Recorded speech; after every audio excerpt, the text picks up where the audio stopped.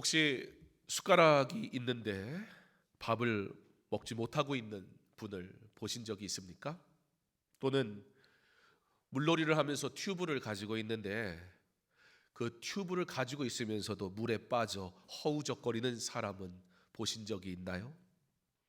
아니면 낙하산을 가지고는 있으나 그 낙하산을 도대체 펴지 않은 채 그대로 추락하는 사람은 어떻습니까? 말씀드린 모든 질문들은 누가 들어도 너무 이상한 질문입니다. 물론 아예 가능성이 없는 것은 아닙니다. 왜냐하면 제가 개인적으로 이 셋 중에 하나는 본 적이 있기 때문입니다. 제가 저희 아이들을 데리고 아이들 어릴 때 수영장을 간 적이 있습니다. 수영장에 갔는데 아이들이 어리니까 이제는 어린이 풀에 들어가서 아이들하고 놀고 있었는데요. 말이 노는 거지 애들 다섯은 놀지만 사실 저는 노는 입장은 아니었습니다. 가능하면 안 갔으면 아이 다섯을 데리고 수영장 간다는 건 제 스스로 저를 고통스럽게 하겠다는 소리와 똑같기 때문에 초긴장감 속에서 아이들을 보고 있었습니다. 그런데 대부분의 아이들은 다 풀장에 발이 닿았기 때문에 그래도 발이 닿기 때문에 그래서 그 아이들을 더 지켜봤고요. 막내는 아직 어려서 지금은 막내가 커서 저보다도 키가 커지고 등치도 커졌지만 걔도 조그만 적이 있었어요. 그래서 그 막내만 이제 튜브를 줘서 왜 발이 안 닿으니까 우리 넷째는 여기까지는 오니까 자기는 튜브 안 하겠대요. 그리고 거기서 놀고 있었습니다. 그래서 사실 제일 안심했던 게 저희 막내였어요. 왜요? 튜브를 가지고 있었으니까. 얘가 조용히 잘 놀더라고요. 그래서 조용히 잘 놀아서 진짜 잘 노는 줄 알았어요. 애들이요 너무 조용하고 애들이 너무 말 잘 들으면 그거 고민해 봐야 됩니다. 걔가 대형 사고 칠 가능성이 높거든요. 자잘하게 사고 치는 녀석들은 딱 거기까지만 쳐요. 하도 혼나서 하면 안 되는 게, 그리고 부모들이 그런 녀석들은 또 사고 칠까 봐 눈여겨보거든요. 근데 조용히 있는 놈들이 사고 치더라고요. 얘가 조용히 있어서 잘 노는 줄 알았어요. 그랬는데 보니까 얘가 뭘 보고 있었냐면 유심히 자기 누나들 형을 보고 있었던 거예요. 자기만 어떻게 하고 있어요? 튜브를 가지고 있는 거예요. 튜브가 없으니까 막 자유로운 거예요. 하하호호 그러면서 물장구를 치고 막 놀고. 근데 자기는 여기에 갇혀가지고 옴짝달싹 못하니까 얘가 가만히 있다가 제가 안 보는 사이에 어떻게 했을까요? 나도 자유를 얻으리라. 튜브를 집어 던졌습니다. 어떻게 던졌는지는 제가 못 봤어요. 그걸 어떻게 뺐는지 저는 이해가 안 돼요. 자, 튜브를 던진 우리 막내는 자유를 얻었을까요? 꼬르륵. 제가 멀지 않는 곳에 있었거든요. 제가 수영할 줄 알아요. 저 학교 다닐 때 수영 시간이 있었어요. 그래서 뭐 대단히 좋은 학교 다녔냐 그건 아닌데 어쨌든 수영 시간이 있었어요. 그 학교에서 구조하는 법을, 물에서 사람을 구조하는 법을 가르쳐요. 그래서 잘 배웠거든요. 여러분 사람을 구조하려면 어떻게 해야 돼요? 가서 냅다 한 대 쳐야 돼요. 사람을 구조하려면 어떻게 해야 돼요? 절대 그 사람하고 시선을 맞추면 안 돼요. 왜냐하면 그 사람은 자기가 살려고 나를 죽자고 잡아당기면 같이 죽는 거예요. 뒤로 돌아가야 되고요. 제일 좋은 건 그 사람이 조금 물 먹는 건 실격 칠 필요 없어요.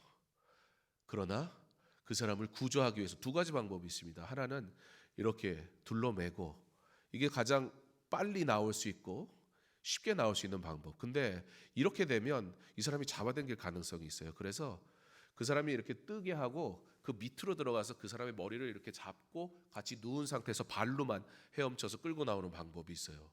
자, 이 정도면 알잖아요, 그죠? 근데 아는 거 아무짝에 소용이 없어요. 애가 푹 빠지니까 아무 생각이 안 들어요. 빨리 가서 건져야 되는데, 왜냐면 걔는 전혀 할 수가 없는 아이니까 큰일 났잖아요. 와, 제가 걔를 구했을까요? 못 구했을까요? 구했으니까 살아있죠. 근데 걔는요, 자기가 지가 잘나서 큰 줄 알아요. 구해준 거 기억도 못해요. 자기가 잘나가지고 그만큼 키 큰 줄 알아요.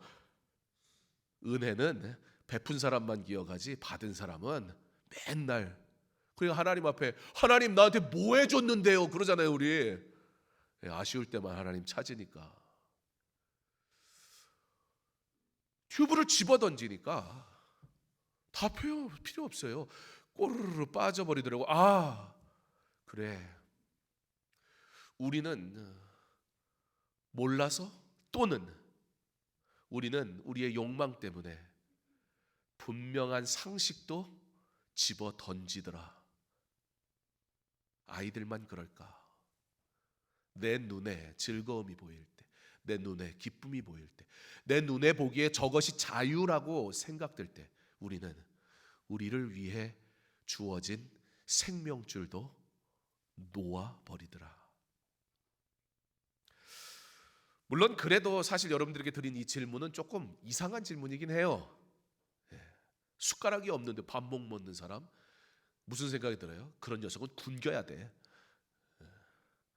튜브가 있는데 물에 빠져 허우적거리는 사람, 지가 한번 빠져봐야 다시는 안 그러지. 낙하산이 있지만 펴지 않은 채 그대로 추락하는 사람, 제정신이 아니구만. 사실 그런 생각이 든단 말이에요. 그래서 이거 좀 질문이 잘못됐어요. 그래서 여러분들에게 똑같은 이유지만 질문을 좀 바꿔보겠습니다. 왜 이런 질문을 드리냐면 오늘 1절에 나오는 말씀이 보여지는 현실, 문제, 현장의 모습이 지금 여러분들에게 드리는 이런 질문과 굉장히 비슷하기 때문에 이런 질문을 먼저 드리면서 시작하는 겁니다. 자, 질문을 좀 바꿔서 한번 드릴게요. 한번 생각해 보세요. 예배를 드리나 은혜가 없는 사람 있을까요? 주의 일을 섬기지만 감사가 없는 사람은 어떻습니까? 하나님 앞에 간절히 기도할 자목이 있어 막 기도를 해요. 그런데 기도를 내가 막 소리를 지르고 막 주여 그러고 막 눈물 콧물 흘리면서 기도는 하기는 하는데 사실 솔직히 하나님이 이거 응답하실지 별로 기대가 안 돼서 기대 못하고 기도하는 사람 주변에서 보신 적 있습니까? 이 마지막 질문인데요. 이 마지막 질문이 사실 오늘과 제일 잘 어울리는 질문이긴 해요. 성경책은 가졌으나 여러분 다 성경책 있으시잖아요. 심지어 이 성경책 집에 가면 몇 권이 있잖아요. 그죠? 어디에 있어요? 신발 벗고 들어가는데 하나 올려져 있고. 왜? 급하니까. 교회에 빨리 가야 되는데 성경책 찾을 시간이 어디 있어요? 그죠? 어디 있는지를 몰라. 핸드폰이 어디 있는 줄 알아도, 내 지갑이 어디 있는지 알아도 성경책은 어디 있는지 잘 모르잖아요. 그래서 이놈의 거 찾으려다가 교회 지각하니까, 그놈의 성경책 때문에 내가 지각을 하니까 신발 신을 때 같이 딱 짚고 나오기 딱 좋게. 그랬더니 그것도 잊어버리고 나온대요. 그래가지고 저 자동차 뒤에다가 딱 놔두면 또 지각을 했네. 차 타고 오다가. 그런데 어떤 동네 꼬마가 팍 튀어나와가지고 브레이크를 꽉 밟았더니 하나님이 심판하셔서 성경책으로, 그죠? 뒤에 있던 성경책이 날라와가지고 뒤통수를 그냥, 여러분 그럼 즉사합니다. 성경책 뒤에 두지 마. 이거 꽤 무거워요. 우리 하나님이 그런 식으로 심판하시는 분인가요? 뭐 말 안 듣는 건 맞는데 모르겠습니다. 성경책이요, 여기도 있고 집에도 있고 정말 많은데, 성경책은 많은데 실상은 삶에 말씀에 누림이 없는 사람, 여러분 그런 사람 본 적 있으세요? 처음 드렸던 질문, 무슨 저런 황당한 질문을 하나 그러면서 쳐다보시던 분들이 두 번째 드리는 이 질문에 점점 제 눈을 피하기 시작하시더라고요. 왜 그럴까요? 잘 모르겠어요. 저는 이상하죠? 분명히 질문의 의도가 달라진 건 전혀 없어요. 질문의 방식과 질문의 방법이, 표현이 달라졌을 뿐이에요. 상황이 달라졌을 뿐이에요. 근데 하나는 하나마나한 질문처럼 들렸는데 두 번째 질문들은 불편하게 들리기 시작합니다. 무엇이 문제일까요? 예배, 주의 일, 기도, 성경책, 그것이 문제가 아니라는 건 잘 알고 있습니다. 그렇다면 다른 무엇이 도대체 문제인 건가요? 아이 사무엘이 엘리 앞에서 여호와를 섬길 때에는 여호와의 말씀이 희귀하여 이상이 흔히 보이지 않았더라. 여호와의 말씀이 희귀하여 이상이 흔히 보이지 않았더라. 이 말은 무엇을 전제하고 있어요? 아이 사무엘이 엘리 앞에서 여호와를 섬긴 때는이라고 특정한 시간을 지정하고 있습니다. 무슨 말입니까? 이것이 정상이 아니라는 얘기예요. 신약시대 성도들은 하나님의 계시의 말씀인 성경을 통해 하나님의 말씀을 알고 그의 명령을 따릅니다. 그런데 구약시대에는 하나님께서 직접 그의 사자와 그의 택하신 자에게 계시로 말씀하셨습니다.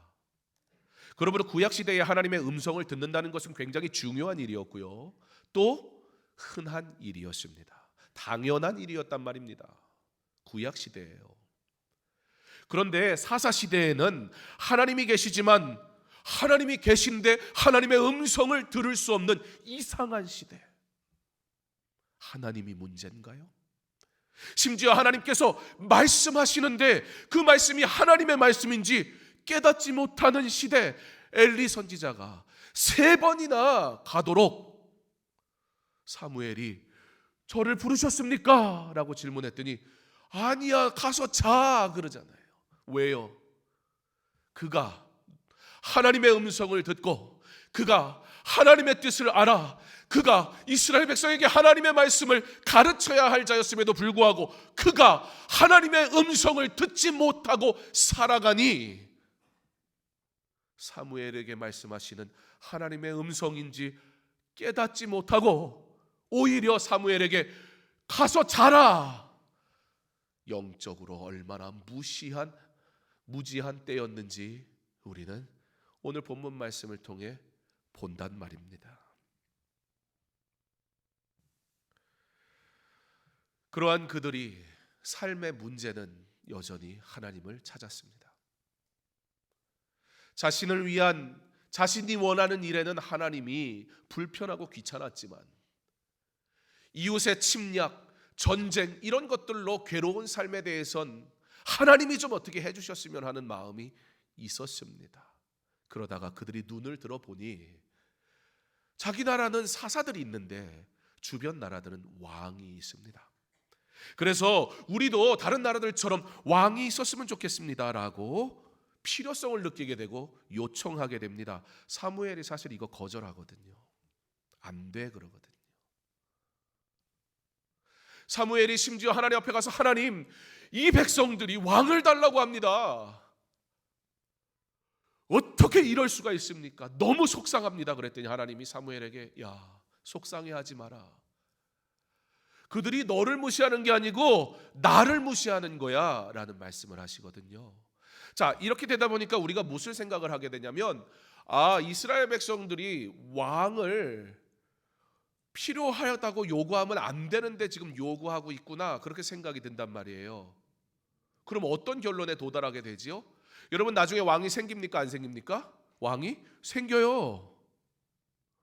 자, 그러면 우리는 또 이런 건 기가 막히게 하나님이 안 된다고 해도 땡깡을 기가 막히게 쓰면 그래, 뭐 튜브를 집어던지는 건 내 맘이고 구해주는 건 아버지가 알아서 하겠지. 실제 구하러 가긴 해요. 그 녀석이 무슨 짓을 해도. 그런 걸까요? 아니에요, 여러분. 사실 신명기 17장에 가면 하나님께서 왕을 주시겠다고 하나님이 약속하셨어요. 그러니까 이스라엘 백성이 왕을 달라는 거는 근거는 하나님의 말씀에 의한 근거였습니다. 자, 그러면 또 어떤 문제가 생기지요? 뭐야? 그럼 하나님이 왕을 주시겠다고 해서 왕을 달라고 하는데 그게 왜 죄지? 라는 문제가 생기기 시작합니다. 자, 사실 이 문제가 우리의 신앙의 가장 큰 문제예요. 여러분이 하나님을 믿지 않습니까? 여러분이 하나님을 섬기지 않습니까? 여러분 예배라는 종교 행사를 여러분 매주 드리지 않습니까? 여러분 나는 믿는 사람이라고 그리스도인이라고 말하지 않습니까? 그런데 왜 우리는 그리스도인답지 않은 걸까요? 그런데 왜 두 번째 들린 질문들 앞에서 우리는 불편해지기 시작할까요?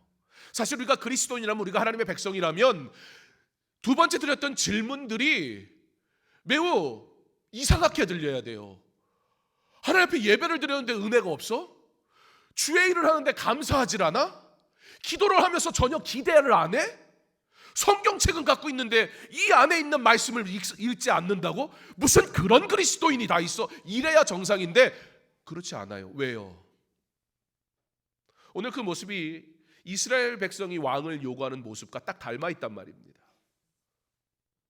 이스라엘 백성들이 왕을 요구한 것이 왜 죄일까? 하나님이 이스라엘 백성에게 왕을 주시겠다고 약속하셔서 구한 것 뿐인데 그것이 왜 잘못일까? 문제는 왕을 주시겠다고 하시는 이가 누구입니까? 하나님이십니다.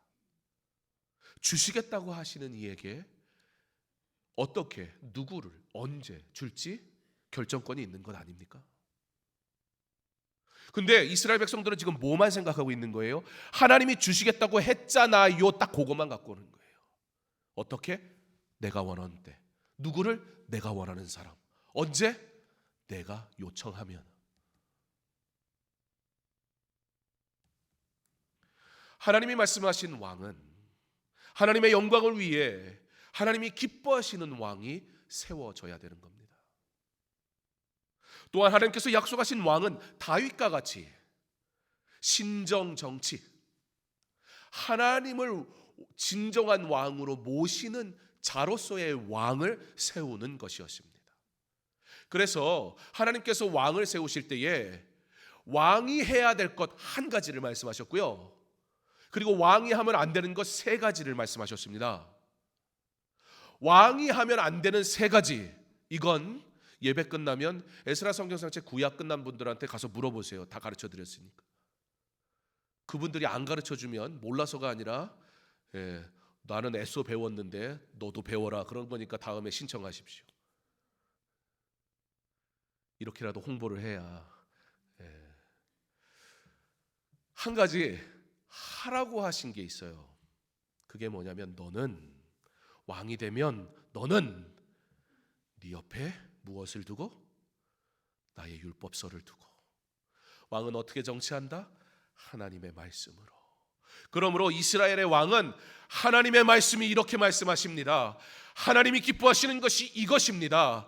하나님의 말씀대로 살지 않으면 안 됩니다 라고 하나님이 왕 되심을 가르치고 이끄는 일을 하는 게 왕의 일이었습니다. 그런데 지금 이스라엘 백성이 요구하는 왕은 어떤 것이에요? 자신들의 눈에 보기에 자신들의 필요를 채워줄 수 있는 자기들이 원하는 왕을 택하고 있습니다. 그러므로 하나님의 뜻이 아닌 사람을 위한 갈망하였고, 이는 곧 왕이신 하나님을 거절하는 일이 되었기에 이것은 죄인 것입니다. 이와 같이 우리는 우리의 욕망을 따라 살기를 기뻐하고 하나님의 뜻을 따르는 것이라 말하지만, 그럴싸하게 우리의 섬김과 우리의 모든 행위가 주를 위한 것이고 교회를 위한 것이라고 말하지만, 실상은 나의 욕망과 내가 드러나는, 나를 나타내는 일인 경우들이 허다하더라는 거예요. 우리는 이렇게 끊임없이 하나님의 일조차도 나를 위한 것으로 둔갑시켜버리는데 대단한 실력을 가지고 있습니다. 그게 바로 죄의 습성이란 말입니다. 우리는 하나님 앞에 범죄하고 우리는 하나님을 온전히 섬기지 못할 때가 너무나 많습니다. 그런데 그럼에도 불구하고 하나님은 그의 사랑을 멈추지 않으시더라는 거예요. 바로 저와 여러분이 오늘 주 앞에 예배할 수 있는 이유입니다. 지난주에 설교 말씀의 제목처럼 우리가 신실하지 않을 때도 하나님은 신실하시기 때문에, 그래서 사무엘을 하나님이 부르십니다. 왜냐하면 하나님이 세우실 왕이 오기 위해서는 준비의 과정이 필요했기 때문입니다. 하나님의 음성을 구별하지 못하는 영적 어두운 상태에 있었던 대제사장 엘리의 모습을 통해 지금은 왕을 맞이할 때가 아니라고요. 사무엘이 태어나던 시기 이스라엘의 모습은 이와 같이 타락했습니다. 그런데 여러분, 이 타락함 가운데 가장 부패한 것이 있었는데 거기가 어디였을까요?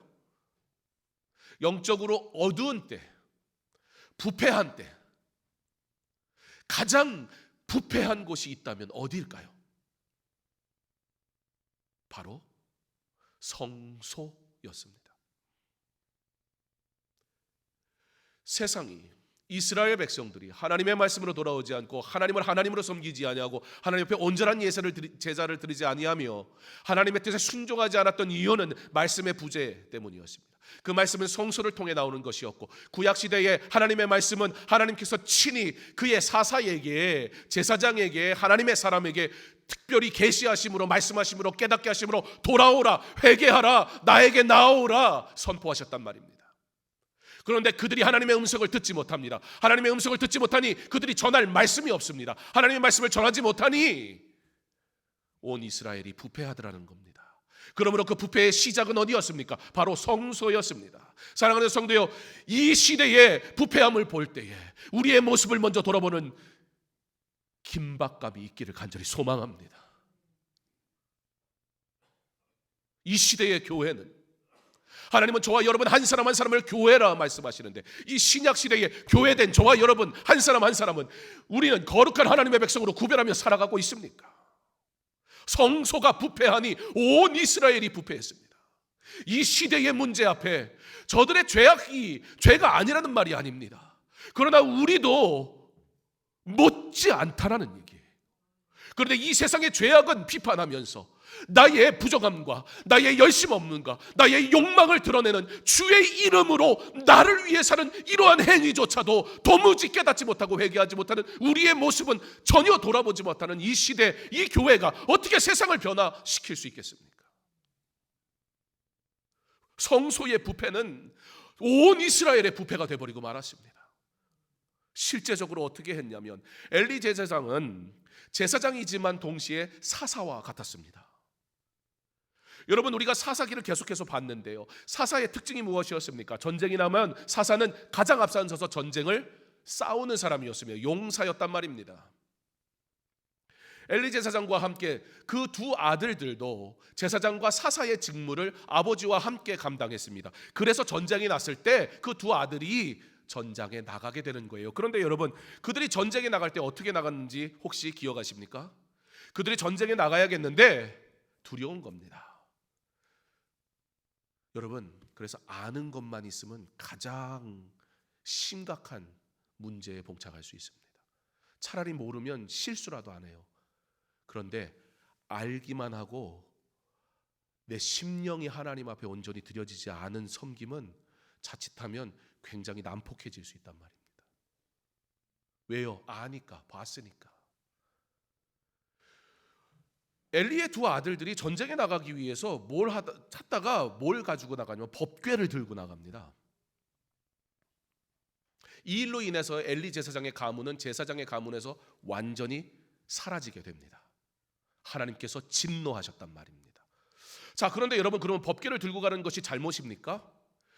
요단강을 건너서 여리고성을 정복할 때 여러분, 진을 치고 하나님께서 말씀하신 그 순서대로 나아갈 때 반드시 어떻게 했습니까? 법궤를 들고 나갔습니다. 심지어 법궤를 들고 있는 제사장들이 요단강의 물을 밟을 때 요단강 물이 멈췄단 말입니다. 그러므로 이스라엘 백성이 전쟁에 법궤를 들고 나가는 것 자체는 전혀 문제가 되지 않습니다. 그런데 하나님께서는 이것에 대해서 그들에게 죄라고 말씀하셨단 말이에요. 우리의 신앙이 하나님 앞에 어떻게 죄가 될 수 있을까? 하나님의 이름으로 나의 욕망을 나타내는 나의 섬김은 하나님께서 기뻐하지 않으신단 말입니다. 차라리 하지 않는 것이 나을지도 모릅니다. 나는 어떻게 섬기고 있습니다. 나의 이 섬김은 하나님의 영광이 나타나고 있습니까? 자, 법궤. 이 법궤는 분명히 여호와의 임재를 나타내는 상징 맞습니다. 그러나 하나님께서는 믿음으로 주를 바라는 백성에게만 그 상징 가운데 자신을 계시하실 뿐입니다. 이 성경책을 여러분의 집에다가 갖다 놨다고 여러분의 가정에 문제가 안 생기고 그러는 게 아니라고. 이건 부적이 아니에요. 그러나 이곳에 기록된 말씀이 나를 만드시고 나를 지으시고 나와 함께 하시고 나를 지키시고 나를 도우시고 능력이 많으시고 모든 일을 아시고 우리를 사랑하시고 우리를 지키시는 전능하신 하나님의 말씀을 믿는 믿음으로 순종할 때 이 말씀이 능력이 되는 것을 믿으시기 바랍니다. 법궤를 들고 가는 건 아무짝에 소용이 없다고요. 그 법궤를 통해 주시는 하나님의 은혜가 아니면, 그런데 어떻게 해요? 종교 생활한단 말이에요. 내가 두려울 때, 내가 필요할 때, 내가 원할 때 하나님은 그저 알라딘 램프의 지니처럼 비비면 그때나 나타나고 나머지는 꽁꽁 갇혀 있길 바란단 말이에요.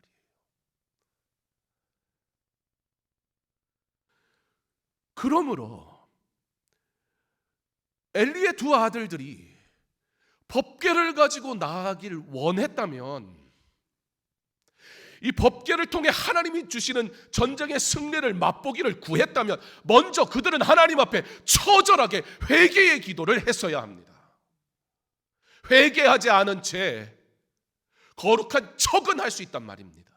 하나님 의지하는 것처럼 보여질 수는 있단 말입니다. 그러나 하나님이 아십니다. 내 마음을, 내 중심을 회개하지 않고 죄 가운데 있는 나의 모습으로 사람들을 속이며 거룩한 척하는지 사람들은 몰라도 하나님은 아신단 말입니다. 우리가 이 예배를 사모함으로 나왔는지, 우리가 이 예배에 무엇 때문에 나왔는지 내 옆에 있는 사람은 모를지 몰라도 하나님은 아신단 말입니다. 이 예배를 받으시는 것은 하나님이지 사람들이 인정하는 게 아닙니다. 스스로 속아 넘어가지 마세요. 주변에 있는 사람들의 칭찬이 나의 신앙이라고 착각하지 맙시다. 그러나 하나님이 내게 무엇이라 하실까?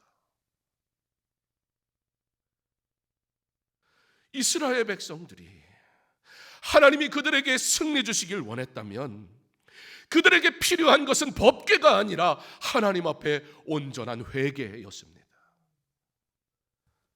이 일로 엘리 가문의 제사장직은 박탈당하게 됩니다. 죽임을 당하게 됩니다. 우리에게도 엄중하게 들려지는 하나님의 말씀이기를 기도합니다. 문의는 그리스도인이지만 진정한 회개가 없는 우리의 모습이 아닌지 돌아보아야 합니다.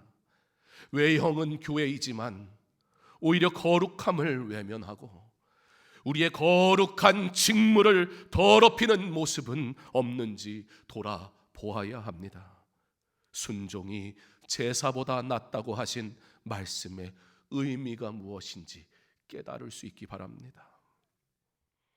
엘리는 영적으로 어두운 종교인의 모습이 어떠한가를 잘 보여주는 아주 좋은 예입니다. 엘리 가문이 제사장직을 영원히 빼앗기게 될 거라는 이 경고 앞에 영적으로 깨어 있었다면 엘리 제사장은 자신의 옷을 찢고 죄를 뒤집었으며 하나님 앞에 회개해야만 했습니다. 그런데 뭐라고 합니까? 하나님의 뜻이 그렇다면 그렇게 돼야 되지 않겠느냐? 하나님을 인정하는 멘트입니까? 아니요. 될 대로 되라는 거예요. 우리의 신앙생활이 결정적일 때 신앙이 없음이 드러날 것입니다. 영적으로 깨어있는 사람은 자신의 허물을 들을 때 하나님 앞에 엎드립니다.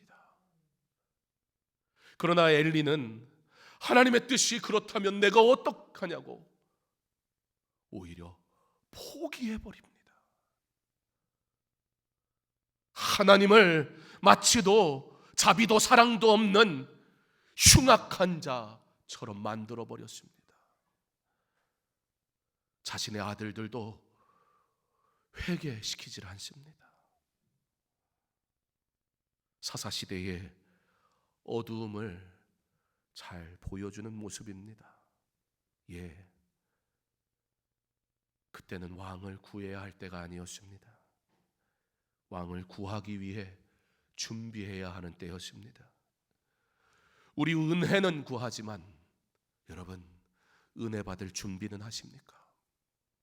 하나님의 은혜는 그토록 간절히 원하지만 하나님이 은혜를 베푸시는데 도무지 은혜인 줄도 모르고 외면하고 있지는 않습니까? 하나님의 음성이 희귀하던 때에 사무엘에게 하나님의 음성이 임했다면 엘리가 자신이 들어야 할 하나님의 음성을 듣지 못하는 그 모습을 깨닫고 처절하게 회개해야 됐는데, 내가 어리석으니 다른 이도 어리석은 길로 인도하는 거예요. 내가 성실하지 않으니 다른 이도 너무 그렇게 신앙생활하지 말라고 말하던 말입니다. 우리가 주를 찾지 않으면 다른 이라도 주를 찾으라고 해야 되는데 당신도 너무 그렇게 안 믿어도 된다고 얘기하더란 말입니다.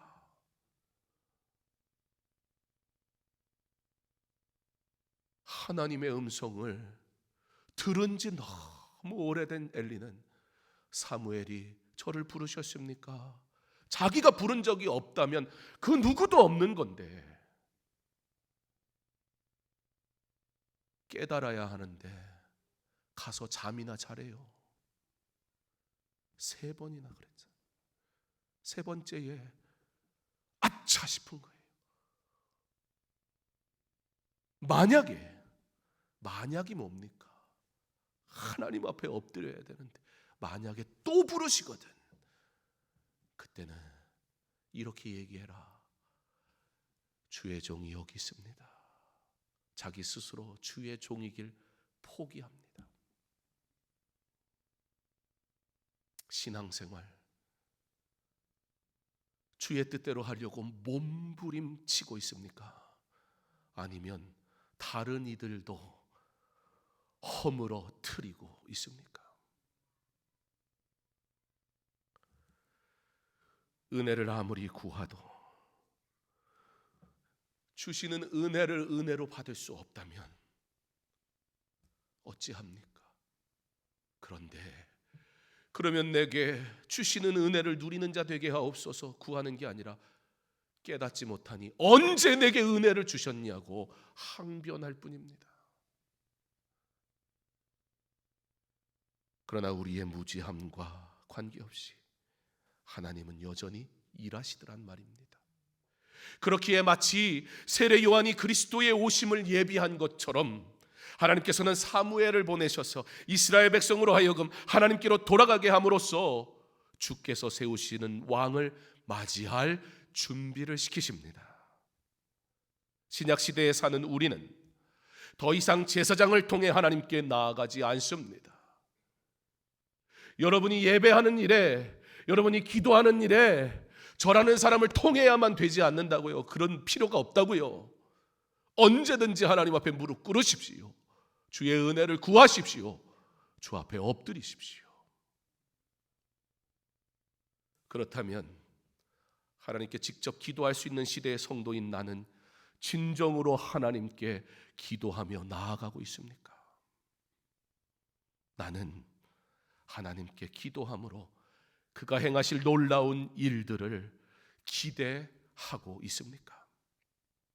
특정한 또는 특별한 사람이 아니어도 누구나 하나님의 말씀을 읽을 수 있는 성경책을 소유한 이 시대의 성도인 나는 성경책은 있으나 말씀은 없는 세대는 아닙니까?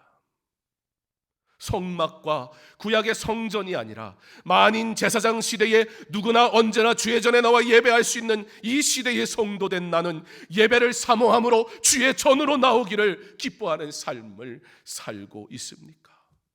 거저 누리게 하신 큰 은혜라 오히려 귀하게 여기지 아니하며 심지어 말씀을 따라 살아가기를 부담스럽게 여기는 시대와 세대에 우리는 어떤 하나님의 은혜가 없다고 괴로워합니까?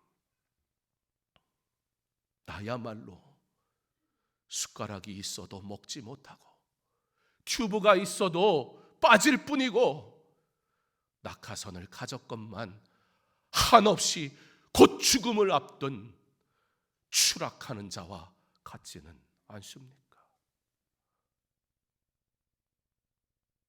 하나님의 말씀이 들려져서 하나님의 말씀 따라 걸어가고 하나님의 말씀이 새겨져서 하나님의 말씀대로 순종하는, 하나님의 말씀이 전부이고 하나님의 말씀만 따라가고 하나님의 말씀만 사랑하고 하나님의 말씀 안에 살아가는 그런 저와 여러분 되기를 소망합니다. 하나님의 부르심에는 후회하심이 없고 하나님의 부르심에는 실수가 없으시며 하나님의 부르심은 완전하신 계획이 있고 하나님의 부르심을 따라 사는 자가 반드시 복을 누리게 되는 것을 믿으시기 바랍니다. 하나님의 뜻을 따라 살아가는 삶, 하나님의 때를 기다리는 삶, 하나님의 계획을 신뢰하는 삶, 하나님의 부르심에 응답하는 삶이 되기를 소망합니다.